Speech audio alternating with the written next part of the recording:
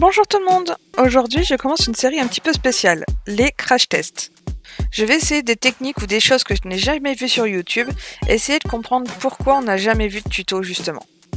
Pour ce premier crash test, je vais tester le stamping avec du semi-permanent. Pour mettre toutes les chances de mon côté, je fais une pose en vernis semi-permanent.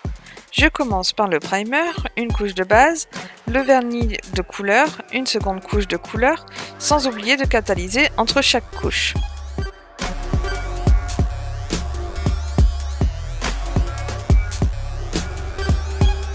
Je sais pas si j'ai bien fait, mais j'ai dégraissé une fois que j'avais posé la deuxième couche de vernis.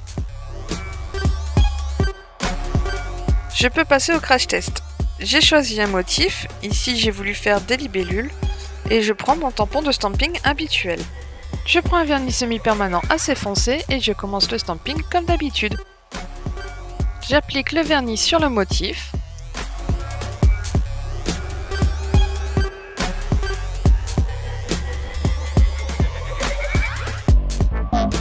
Avec une carte, je viens racler le vernis. Je prends mon tampon pour stamper le motif.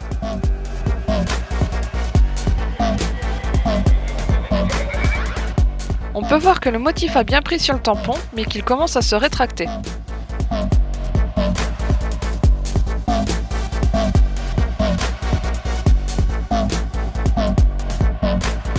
Pour le premier essai, j'applique le motif directement sur l'ongle.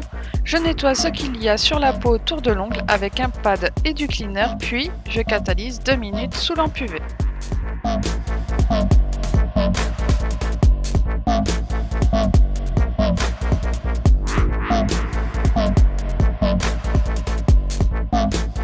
Pour la deuxième méthode, je vais faire le papillon. Pareil, je mets le vernis sur le motif et je racle.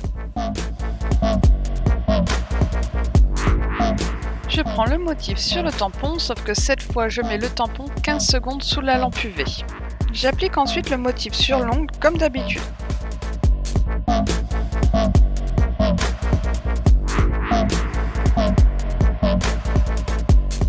Je catalyse à nouveau 2 minutes sous la lampe UV. Pour la troisième et dernière méthode que je teste aujourd'hui, j'ai repris les libellules. La seule chose qui va changer par rapport à la deuxième méthode, c'est le temps pendant lequel je laisse le tampon sous la lampe UV. Ici, il y reste 2 minutes. On remarque bien que le vernis s'est encore rétracté.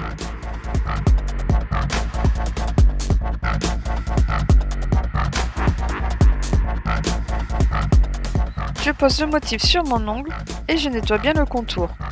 C'est assez facile ici puisque les libellules sont catalysées et donc n'accrochent pas sur la peau. J'ai ajouté quelques strass et je termine par une bonne couche de top coat, toujours en vernis semi-permanent, et je catalyse une dernière fois 2 minutes. Et voilà le résultat. On va passer maintenant au verdict. Pour les 3 méthodes, on obtient un petit effet flouté, comme s'il y avait un voile par-dessus. Donc ça peut être un effet recherché, mais si on veut un stamping bien net, on oublie tout de suite. Pour la première méthode, c'est un peu risqué parce que si le tampon glisse un petit peu sur l'ongle, le motif est complètement foutu et on n'a plus qu'à recommencer.